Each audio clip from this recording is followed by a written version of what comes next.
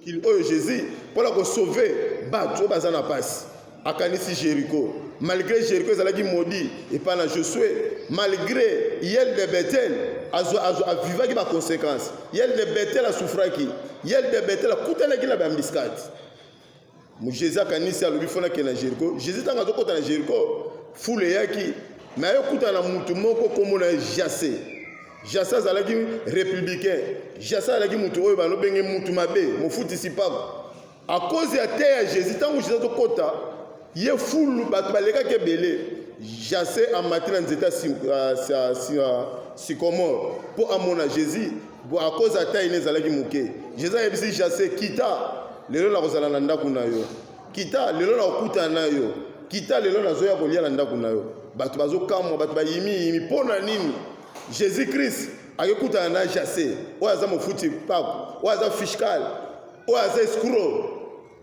toyebi lisolo oyo Jésus akende na ndako ya Jassé aliaki na ndako ya Jassé ntango Jassé ayambi Jésus alobi ke bato nyonso basala bango mabe bato nyonso nayiba biloko na bango nazozongisela bango biloko na bango alleluya alleluya Jésus aye na Jéricho akutani na bato mabe akutani aye kokutana na bato oyo eza mutu mabe oyo ezalaki Jassé oyo bato babandaki kolinga te oyo ezalaki inconsidéré na bato na société à cause ya comportement na ye à cause ke abandaki kobotola bato biloko à cause ke abandaki kosala bato mabe ntango akutani na Jésus na kati ya Jéricho mbala moko na kati ya ndako na ye vie ya Jassé changeaki Jassé alobi boye à partir lelo bato nyonso na sala mabe bato nyonso na botola biloko nazozongisela bango biloko na bango Jésus akamwe alobi alobi sali ekoti na ndako ya Jassé lelo Jassé aye na ndako ya mutu moko oza awa oyo lelo tanto ozalaki mutu mabe lelo tanto bato banomona mutu mabe ndenge na tele so Jésus aye na ndako na yo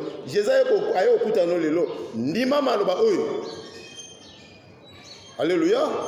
Nyos oyo banokoka te Jésus aza na capacité ya kopambola yo lobi ke kota na ndako na komba Jésus Christ ono so kondima parole oyo eye po esunga mutu moko boye oyo azalaki modi oyo azalaki na valeur te na miso ya bato oyo azalaki considéré te na miso ya bato oyo aperdaki nyonso mais lobi ke eza na kombo na Yesu Masia Bible lobi ke eza na kombo mosusu te lobi ke eza na kombo ya Jésus Christ donc soko ndimi Jésus Christ ondimi liloba oyo Jésus aye po asalisa mutu moko oyo kondima maloba na Nzambe aye po asunga église misant de Christ na journal lelo soki bondimi lobi ke ezokota Bible lobi azalaki na ba problème na Psaume 107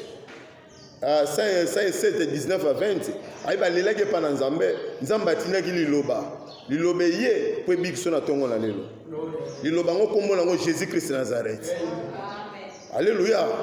Malgré bato bazo échouer na famille na yo, malgré bato bazo lela, malgré ba malédiction, malgré partout qu'on allons nous évoluer avec Jésus nous ferons des exploits.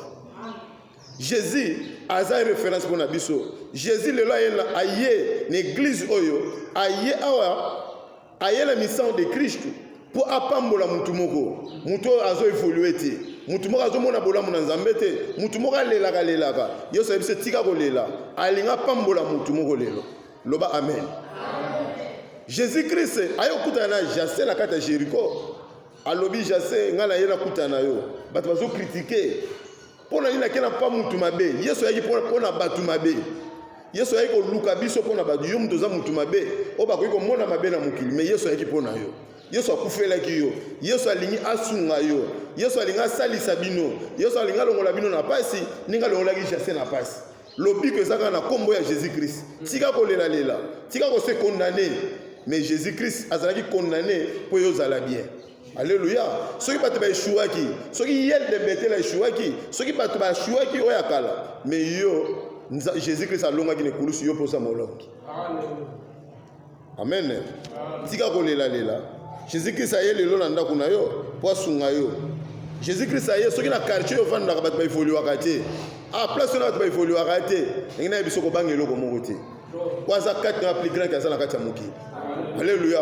Est-ce que bato ba échouer yo ko échouer te na quartier wana bato ba échouer yo ko échouer te na mboka wana bato ba échouer yo ko échouer te poza na Jésus l'église bato ba échouer yo ko échouer te l'église simbaka te non partout on y a été pesa milibiso.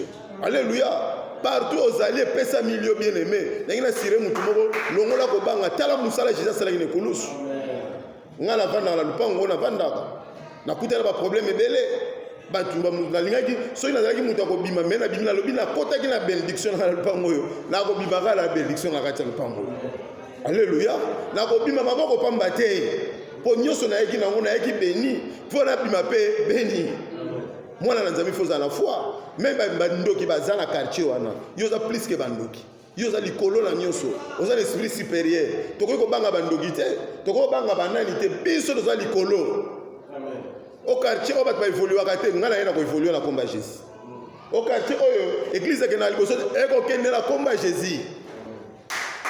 Au quartier oyo eza fo quartier ngabi non esika Jésus esika mwana na nzamba azali Jésus azawa.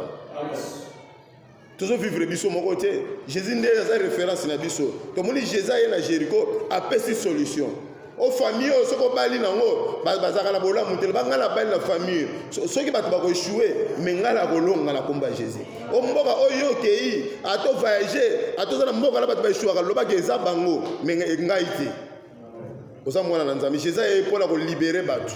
Akuta na gina Jassé vient échanger qui wazaki mutu mabe yo pozalaki mutu mabe ngapi na zalaki mutu mabe mais à cause de Jésus a pesi biso bomoyi ya zui vi na biso tika ko banga tika ko lela tika ko banga o biso bote Jésus a katina Jésus a référence tika ko le alobi ayaki pona ko détruire les œuvres du ténèbre o nyoso zo tungiso a pesi autorité na ligue 10-19 il y a l'autorité à détruire, il y a dominer, il y a régner. Jésus a pris ce pouvoir.